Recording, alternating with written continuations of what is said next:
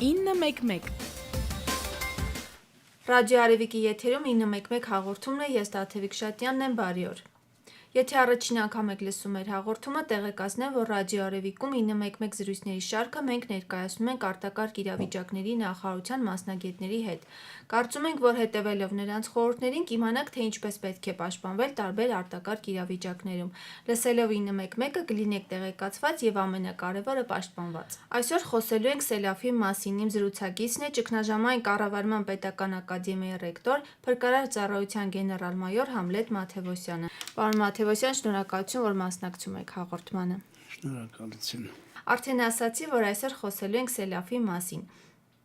Ինչպես կնկարագրեք այս երևույթը եւ ինչպես մենք կարող ենք հասկանալ կամ կանխազգալ, որ Սելավ է սպասվում։ Նախ ասեմ, որ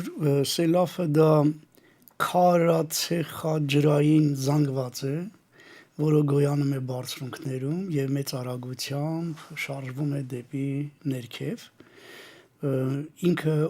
իրեն զգալու համար պարզապես մոտենալը լսվում է, աղմուկ է լսվում, շատ բարձր աղմուկ, բայց ասեմ, որ այդ լսելը ինքը չի օգնում, որովհետև այնքան մեծ է շարժման արագությունը, որ այն պահից, երբ աղմուկի ձայնը լսելի է դառնում, մինչև մարդուն հասնելը շատ կարճ ժամանակ է տևում։ Դրա համար ավելի հարմար է հետևել օդերևույթաբանական եղանակի տեսության վերաբերյալ տվյալներին, որտեղ հստակ ասվում է, թե ինչ է սպասվում, եւ այդ ինչ է սպասվումից արդեն կարելի է հասկանալ, թե ինչ հետևանքներ կարող են ունենալ։ Ինչով է տարբերվում Սելավը ջրհեղեղից։ Գիտեք, ջրհեղեղը ընդհանրապես ավելի շատ մաքուր ջուր է իր մեջ պարունակում։ Ջրհեղեղը ավելի շատ առանձնահատուկ է դանդաղ հոսող գետերին, հատկապես նավարկելի գետերին։ Ջրերի մակարդակը բարձրանում են, ջրածածկում է տեղի ունենում ափերում, այդ ջրի վրա կարելի է լողալ, այդ ջրի վրա կարելի է նավակով գնալ, եթե մեկին օգնություն է պետք, կարելի է հասնել օգնության։ Երբ մենք խոսում ենք սելավային հոսքերի մասին, այդ ջուրը մաքուր չէ, այդ ջուրը, ինչպես ասացի, ցեխաքարաջրային է։ Այդ ջրի մեջ կան շատ լողացող մարմիններ, որոնք հանդես են գալիս որպես հարվածող մարմիններ, եւ նրանք ահռելի ուժ են տալիս սելավային հոսքերին։ Կախված գետի հունի լայնությունից եւ իհարկե թեքության աստիճանից սելավների առաջին ալիքի բարձրությունը կարող է մինչև 10 մետրի հասնել, պատկերացնեք այդ հոսքի մեջ կան լողացող քարեր, ցեխաջուր է, փայտ, ինչ ասեք, շինանյութ, բան ամեն ինչ կարող է նրա մեջ լողալ եւ հարվածել։ Մենք նույնիսկ ասում ենք երեխաների համար մեր ստեղծագործությունների մեջ, որ եթե ջրի բարձրությունը սելավային հոսքի ջրի բարձրությունը նույնիսկ 15 սանտիմետր է, ջրի մեջ մտնել չի կարելի, որտեղ այդ հարվածող մարմինները մարդուն կարող են նետել ջրի մեջ եւ մնացած հարվածող մարմինները մեծ վնաս կարող են հասցնել։ Սելավային հոսքի ընթացքում մտածել, թե մարդուն կարող ես փրկել, մտնել սելավային հոսքի մեջ կամ նավակ ունենալ կամ լողալ, սա անհնարին է։ Այդ գործընթացը իրականացվում է միայն սելավային երևույթը դադարելուց հետո։ Ինքը շատ վտանգավոր երևույթ է։ Իսկ որոնք են Սելավի առաջացման պատճառները։ Ես ասեմ, որից հետո կավելացնենք իհարկե։ Առաջինը, որ մեծ քանակությամբ ջուր պետք է լինի, երկրորդը, որ պետք է լինի մեծ թեքություն, եւ այդ ջրի ճանապարհին պետք է լինեն այնպիսի մարմիններ, որոնք հետո կդառնան ջրի հետ լողացող մարմիններ։ Ինչպես է դա տեղի ունենում, մեծ քանակությամբ ջուր կարող է առաջանալ ձյան ինտենսիվ հալումից, առատ անձրևներից, իսկ եթե հանկարծ ձյան ինտենսիվ հալումը համապատասխանի առատ անձրևների հետ, ապա շատ մեծ քանակությամբ ջուր կարող է լինել եւ մենք քանի որ լեռնային երկիր ենք, բնականաբար մեզ մոտ բոլոր գետերը լեռնային են, հետեւաբար նրանք վերևից իջնում են ներքև եւ բոլորը վտանգավոր են սելավավտանգ լինելու տեսակ, սելավավտանգ են նրանք։ պատկերացնենք հետևյալը, որ անձրևը ենթադրենք գալիս է, ափերը էրոզացված հող է, թփապատված չեն, անտառային ծառեր չկան եւ այլն, այդ անձրևը լվանում է այդ հողը, հետը տանում է դեպի ձորը, դառնում է ցեխաջուրի տեսակարար կշիռը ավելի մեծ է, քան ջրի տեսակարար կշիռը, հետեւաբար այդ ձորում գտնվող քարիկները, հետո քարերը, ինչքան շատ է ցեխաջուրը լինում, այնքան ավելի մեծ քարերն է կարող է իրեն հետ տանել, կախված նաեւ թեքությունից, եւ քար եւ փայտ, ինչ որ կա պարզապես հունում կարող է տանել, դրանք կոչվում են ջրաբերուկներ եւ այս բոլորը դառնում է հարվածող մարմին, որի պատճառով է սելաֆային հոսքերի ժամանակ կարող են շենքեր ավերվել, կարող են կամուրջները կարող են վնասվել եւ տարաբնույթ այլ հետևանքներ կարող են լինել եւ պատկերացնում եք մարդը այստեղ բավականին լուրջ դերակատարում ունի, որովհետեւ եթե չեն մարդիկ, ես դիմում եմ մեր ունկնդիրներին, եթե ուշադրություն չեն դարձրել, ապա ուշադրություն դարձնեն, թե մեր սելավատարների հետ բնակիչները ինչպես են վերաբերվում, ինչպես են իրենց կենցաղային աղբը լցնում սելավատարների մեջ, առանց մտածելու, որ վաղվա սելավի համար իրենք հոյակապ պայմաններ են ստեղծում։ Ինչ վտանգներ է պարունակում սելավը, ինչ վնասներ է հասցնում մարդկանց, շրջակա միջավայրին, կենդանական ու բուսական աշխարհին։ Նախ սելաֆային հոսքերը բնականաբար, եթե մարդիկ ընկնեն սելաֆային հոսքերի մեջ, մենք կունենանք մարդկային զոհեր, բնականաբար կունենանք նաև վիրավորներ։ Սելաֆային հոսքերը կարող են վնասել կամուրջների հենարանները եւ ընդհանրապես ճանապարհների պաստառները, որոնք ավելի մոտիկ են անցնում։ Չգիտեմ ձեզ հաջողվել է նման բաներով անցնել Վայոց ձորով, տեսնել Արփագետի մոտ, օրինակ, երբ վայքից դուրս ես գալիս, այդտեղ միշտ ճանապարհը փլուզվում է, նոր ճանապարհ են բացում, նորից է փլուզվում, փաստորեն սելաֆային արփայի, սելաֆային հոսքերը ավերում են այդ ճանապարհների պաստառները եւ մշտապես բերում են դրա այդ վերանորոգման ընդ որում կապիտալ աշխատանքների անհրաժեշտության մեծ ծախսերի։ Կարող են նրանք վնասել գազատարները, եթե ճանապարհին կա սելաֆային հոսքի ջրատարները, կոյուղին, էլեկտրական բան, այսինքն բոլոր ենթակառույցները, որոնք գտնվում են այդ հոսքերի մոտ, նրանք կարող են պարզապես շարքից դուրս գալ, հետագայում վերականգնման համար շատ մեծ աշխատանքներ պահանջել։ Ինչ վերաբերում է գյուղատնտեսությանը, ապա կարող են այդ ամբողջ ցեխաջուրը լցնել մշակովի տարածքների վրա եւ մշակաբույսերը մնան պարզապես ցեխի ու բանի տակ։ Այդպես օրինակ եղավ Երանոց գյուղում, երբ որ 97 թվականին նման սելավ տեղի ունեցավ, վերևից ամբողջ հողը լցրեց, մոտ 10 հեկտար, ինքը փոքր սելավ էր, բայց միևնույն է 10 հեկտար ցանկատարածություններ շարքից հանեց, հետո շատ ծանր եղավ այդ ամենը մաքրել ու նորից վերականգնել հողի հատկությունները։ Բնականաբար ինչպես մարդիկ են հայտնվում սելավատար հոսքերի շրջափակման մեջ, այդպես էլ կենդանիներն են հայտնվում եւ կենդանիները կարող են նույնպես ոչնչանալ։ Եվ ել չեմ ասում, որ բուսական աշխարհը նույնպես հատկապես սելավները նաև դուրս են նետում իրենց հունից մեծ քանակությամբ բերվածքներ, դրանք կլինեն փայտի կտորներ, չգիտեմ քարեր, ցեխաջուր, այս ամբողջը կարող է բնության վրա խիստ վատ ազդեցություն թողնել եւ բնականաբար գիտեք, որ դա կազդի անժխտելիորեն տվյալ տարածքի կենսաբազմազանության վրա։ Հասկանալի է։ Գիտեմ, որ Հայաստանում աղետալի սելավներ են եղել, կնշեք մի քանիսը։ Սելավները այո աղետալի եղել են, օրինակ հիշարժան է բոլորը այդ մասին գրում են, Երևանում Գետառի սելավը 46 թվականի մայիսի 25-ին, դա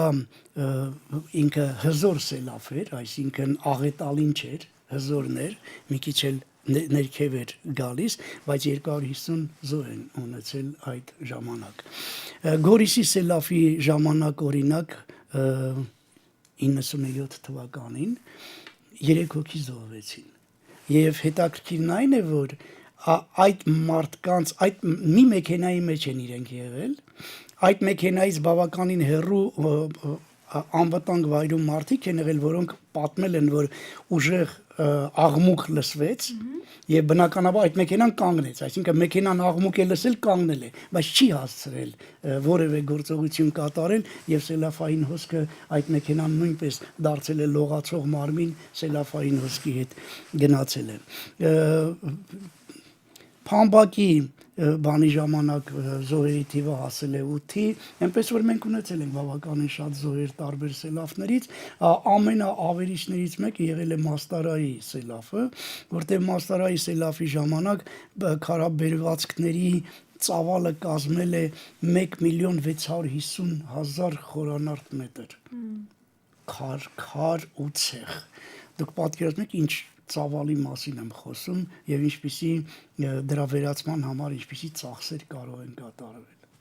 Պարոն գեներալ, տարվա որ եղանակին են առավել հաճախ սելավներ լինում եւ Հայաստանի որ հատվածներն են սելավավտանգ։ Ես ասացի բոլոր, բայց առավել սելավավտանգ են, ես գետերի անուններով ասեմ Մեղրի, Մաստարա, Փամբակ, Դեբետ, Արփա եւ Ողջի գետերը, որտեղ Կապանում նույնպես տեղի ունենում հաճախակի նման սելավներ։ Հայաստանում սելավները կրկնվում են 5-ից 10 տարին մեկ անգամ, փոքր սելավները ամեն տարի։ Իսկ փոքր որ ասում եմ, տեսեք, որպեսզի պատկերացնենք, փոքր եթե ասում ենք, դա նշանակում է բերվածքների ծավալը 10,000 խորանարդ մետրից քիչ է։ Այնքան էլ փոքր չի էլի։ Նման սելավները ամեն տարի են լինում։ Խոսենք նաև սելավների տեսակների մասին։ Սելավները ընդհանրապես բաժանվում են խմբերի տարբեր ցուցանիշներից ելնելով։ Օրինակ ասենք թե ըստ ջրում գտնվող մարմինների լինում է ջրաքարային, ջրացեխային եւ ցեխային։ Այսինքն մի դեպքում մաքուր ցեխ է, մի դեպքում ջրի հետ քար է, մի դեպքում քարի հետ ցեխ է եւ այլն, բայց կախված լողացող մարմինների չափերից 9 խմբի են բաժանվում, որի մասին չարժի ասել, սա մասնագիտական հարց է, բայց լավ կլինի, որ բնակիչն իմանա, որ սելավները ըստ հզորության նրանց բերվածքներով են չափվում։ Օրինակ ասենք թե եթե մինչև 10,000 խորանարդ մետր բերվածք է ունենում, դրանք փոքրն են, 10,000-ից 100,000-ը միջինն է, 100,000-ից մինչև 2 միլիոնը, 1.5 միլիոնը մոտավորապես դա հզորն է, իսկ ավերիչը աղետալին արդեն 2 եւ ավելի միլիոն խորանարդ մետր այդ խճաքարը կամ չգիտեմ բերվածքների բանը։ Դրա համար էլ շատ ուշադիր պետք է լինել սելավատարերի նկատմամբ։ Շատ ուշադիր, որտեվ այդ սելավատարերը բնակիչները շատ դեպքում, եթե այն քաղաքի միջով է անցնում, օրինակ Գորիս քաղաքում, եթե վերցնենք, շատ վատ են վերաբերում իրենց սելավատարին։ Հա, եւ նախորդ հարցինը թե երբ են դրանք տեղի ունենում, շատ հետաքրքիր է, որ բոլորին թվում է թե գարնանն է տեղի ունենում, իրականում տեղի ունենում ամռանը։ Հայաստանում սելավները հիմնականում լինում են հունիս ամսին, հունիս-հուլիս ամիսներին, իսկ եթե մենք վերցնենք սելավային հոսքերի բոլոր տեսակները, ապա հունիսից մինչև սեպտեմբեր ամիսները մեզ համար սելավային են։ Օրինակ Արթիկի սելավի մասին մի փոքր խոսեմ 16 թվականի, 2016 թվականին Արթիկի սելավի մասին, այդ սելավը որ տեղի ունեցավ 2000 մետր բարձրությունից, դա հուլիս ամիսն էր, հուլիսի 25-ը, 24-ը, 2000 մետր բարձրությունում գնում էր ձյան ինտենսիվ հալոցք, այդ նույն ժամանակ տեղի ունեցավ կարկուտ, էլի բարձրունքներում, այդ կարկուտը միանգամից հալվեց, նորից դարձավ ջուր, մի քիչ ներքևում տեղի ունեցավ հորդառատ անձրևներ։ Եվ այս բոլոր ջրերի գումարը բերեցին նրան, որ Արթիկում առաջացավ այդ սելավային հոսքը։ Բայց ինչու սելավային Արթիկում կարող էր սելավ չլիներ, կարող էր պարզապես մաքուր ջուր գնար, որովհետև այդ տուֆի հանքերից համված քարի թափոնները բոլորը լցված էին սելավատար ձորերի մեջ եւ այդ ջուրը այդ ամբողջը ցեխու ջրի հետ վերցրեց ու տարավ Եվ սա դարձավ հիմնական պատճառը, որ քաղաքի փողոցները ամբողջապես լցված էին քարերով, արդիկ տուֆի։ Իսկ որպեսզի ունկնդիրը լավ պատկերացնի, թե մենակ դա է, չէ, 1780 մետր երկարությամբ սելավատարը 1.5 մետր բարձրությամբ լցված էր տուֆ քարերով։ Դուք պատկերացնում եք այս սելավատարը մաքրելու համար պետությունը ինչ ծախսեր պետք է կատարի։ Ինչու՞, թե ինչ այն հանքը շահագործողը իր թափոնները համապատասխան տեղում չի պահել կամ թափոնների տեղ չի կառուցել, որ տանի իր թափոնները այնտեղ ամբողջը հայտնվել է սելավային հոսքի մեջ։ Առհասարակ անխարգելիչ ինչ միջոցառումներ են իրականացվում սելավային գոտիներում եւ որքանով են դրանք արդյունավետ։ Նա ասեմ, որ առաջինը ուսուցման խնդիր պետք է լինի կամ իրազեկման մարդը մի քիչ ճանաչի սելավային։ Այն ինչ մենք անում ենք, սա շատ կարևոր է բնակչի համար, որ այսպիսի բաները բնակիչը իմանա եւ տարբերակում դնի։ Երկրորդը, որ սելավատարները պետք է մաքուր պահել, նախ սելավատարներ պետք է կառուցել, երկրորդը սելավատարները մաքուր պետք է պահել։ Մենք գիտենք, թե այդ դեպի սելավատարներ որ ձորերով են գալիս, հետեւաբար այդ ձորի լանջերի հետ մարդավարի պետք է վարվել, թփապատել, ծառեր տնկել, այո, սիրել է պետք բնությունը։ Հակառակ դեպքում հողը էրոզացվում է, հողը քայքայվում է, էրոզիայի է ենթարկվում, հողն հարվում է եւ մի փոքր ջրային հոսքը կարող է այդ հողը վերցնել տանել, բայց եթե բուսակ ծածկույթ կա, ապա բնականաբար եղած ջուրը հողը չի քայքայում իրեն չի տանում, հետեւաբար նաեւ իր տեսակարար կշիռը չի մեծանում, հետո լողացող մարմիններն են քիչ լինում։ Սրանք շատ կարևոր խնդիրներ են, որ պետք է անել։ Ինչ վերաբերում է կառուցված այս, տեսեք, ես խոսեցի հիմա տուֆի հանքերի շահագործման մասին։ Դա վերաբերում է բոլոր այն կառույցների շահագործմանը, որոնք ունեն թափոններ։ Այս թափոնները հատուկ տեղերում պահեն եւ սելավատարների վրա նման վտանգավոր բաներ օրինակ տեղի չունենա։ Մենք հիմա չեմ խոսում, բայց ողջի գետի վերևի մասում ունենք հատվածներ, որ հին պոչամբարները կարող են դառնալ նման դեպքերում շատ վտանգավոր նյութեր եւ հետո գետը իրեն հունով գնա այնտեղ որոտանին միանա, հետո գնա Արաքսին, ամբողջ բնական աշխարհը կարող է վերացնել այդ գետի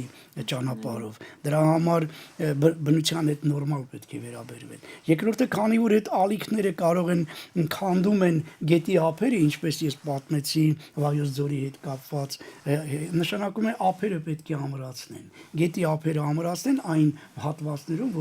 որտեղ սելավավտանգ են։ Այսպիսի շատ ինժեներական եւ ոչ ինժեներական աշխատանքներ կան, որոնք հնարավորություն են տալիս կանխարգելելու սելավները։ Բայց ամենակարևորը, որ թվում է թե դե վերևներում ինչ պիտի անենք որ։ Բայց օրինակ կարելի է սարերի վրա առուներ կառուցել, հուսալի առուներ, բետոնապատված, որոնք վերևից եկող ջրերը հավաքեն, իրենք ուղղորդեն մեկ ուրիշ տեղ, այդ ջրերը փոխանակ հող հավաքելով դեպի գան լցվեն ձորերը, իրենց ուղղորդենք ուրիշ տեղ։ Կարող ենք մենք հենապատեր կառուցել, հենապատերով ջրերի հոսքերը բաժանել տարբեր մասերի, որ ուժեղ բաներ չլինեն։ Կարող ենք սելավաբռնիչ փոքրիկ ջրամբարներ կառուցել եւ դրանք հավաքել այդտեղ, այդ քիչ քանակությամբ ջրեր հավաքել տարբեր տեղերում, բայց հետո այդ ջրերը կօգտագործենք գյուղատնտեսական մշակաբույսերի ոռոգման համար։ Պարզապես մտածել է պետք։ Այս մտածողությունն է, որ մենք առայժմ չունենք ցավոք սրտի։ Ինչ պետք է անի մարդը սելավի դեպքում կամ ինչպես պետք է օգնի տուժած մարդկանց։ Տեսեք, սելավի դեպքում, եթե սելավ կա, մարդը մի ճանապարհ ունի, ինքը պետք է վերև բարձրանա։ Հիմա այդ վերևը կլինի, եթե գյուղական վայրում է մի բլրի վրա, թե ուրիշ ճար չունի, բարձրանում է իրենց շենքի վերին հարկերը, վերև պիտի բարձրանա, ներքևում չի կարել։ Սա թիվ 1 խնդիրն է։ Եթե սելավի մասին հաղորդում է եղել, որ կարող են օդերևութաբանական տվյալներն ասում են, որ կարող է այդպիսի բան ինքը ժամանակ ունի, ինքը պետք է վերցնի իր անասուններ, եթե ունի, կամ իր տանը մի քիչ թանկարժեք բաներ ունի, որտեղ միայն դա էլ է սելավը տանելու էլ, եթե քանդեց, այդ վերցնի, ավետի պայուսակը վերցնի եւ գնա բարձրանա միտեղ սպասի մինչև սելավը վերջանա գա։ Այդ ընթացքում ինքը կարող է օգնել նաև հաշմանդամություն ունեցող մարդկանց, ովքեր մեծահասակներին, ովքեր շարժման ակտիվ շարժման հնարավորություններ չունեն, կարող են այդպիսի խնդիրներ լուծել։ Անպայմանորեն պետք է ունենալ հեռախոս իրենց այս բջջային հեռախոսը վերցնել չմոռանալ, ինչու որտեվ ճանապարհին պետք է կապվել 911-ի հետ, բայց մինչև 911-ի հետ կապվելը պետք է տեղյակ պահել տեղական իշխանություններին, որտեվ իշխանություններն էլ ունեն իրենց պլանները, որով բնակչության պաշտպանությամբ կզբաղվեն։ Այդ որ ասում եմ զանգել 911, ինչ է դա նշանակում։ Դա նշանակում է, որ 911-ին տեղյակ պահեն նախ նրա համար, որ ինքը կարող է հայտնվի նաև տարբեր սելաֆային հոսքերի մեջ ու չկարողանա դուրս գալ, ոնց որ բանտվի սելաֆային փրկարարները, որ կարողանան նրա տեղը իմանալ եւ օգնություն ցույց տալ։ Հետո պետք է իմանալ, որ եթե արդեն խոսել ես փրկարարի հետ, պետք չի, եթե իրենք ուշացել են, պետք չի զանգահարել, ինչու, որտեվ նրանք կարող է ուշանան են պատճառով, որ այդ նույն սելաֆային հոսքերը այլ ճանապարհային հատվածներ վնասած լինեն, կարևորն այն է, որ իրենք տեղեկությունը ստացել են, անընդհատ զանգելով խոչընդոտել նրանց աշխատանքներին չի կարելի։ Ինչ վերաբերում է ինչպես օգնելը դա լինում է միայն սելաֆային հոսքերից հետո, որտեղ սելաֆային հոսքի ժամանակ օգնություն ցույց տալը դա շատ դժվար է, իսկ օգնելու համար թիվ 1 խնդիրն այն է, որ պետք է առաջինը վերացնել այն վտանգները, որոնք օգնելու ժամանակ կարող են առաջանալ։ Օրինակ,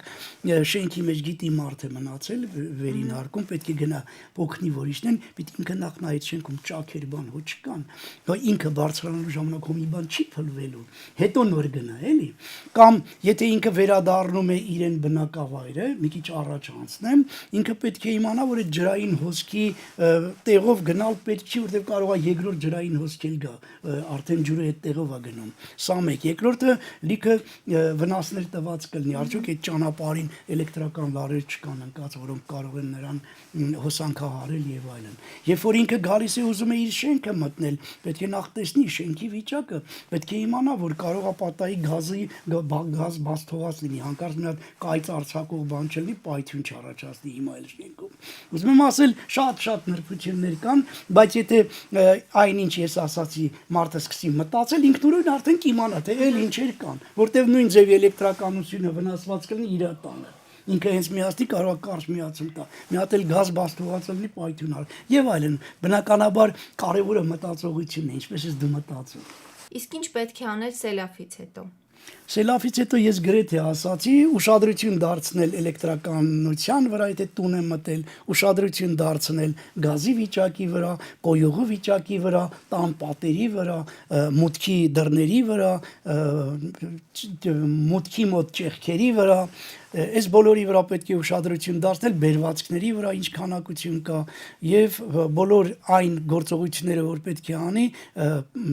այս բոլորը հաշվի առնելուց հետո նա կարող է անվտանգ գործողություններ իրականացնել։ Մի քանի բան, որ չասացի, ավելացնեմ եւս չի կարելի օգտագործել այն սննդամթերքը, որը սելաֆի ժամանակ մնացել է սելաֆային հոսքի մեջ, որտեղ դա կարող է թունավոր լինել, հետեւաբար նոր սննդամթերքը ոչ թե հասավ թե չի սառնարանը բացի մի բան անի ուտելու։ Շնորհակալ եմ զրույցի եւ օգտակար խորհուրդների համար։ Սիրելի ունկնդիրներ, Ռադիո Արևիկի եթերում 911 հաղորդաշարի հերթական թողարկումն էր, հաղորդմանը մասնակցում է Ճգնաժամային կառավարման պետական ակադեմիայի ռեկտոր, փրկարար ծառայության գեներալ-մայոր Համլետ Մաթևոսյանը, զրույցը վարեց Տաթևիկ Շատյանը, կհանդիպենք։ 911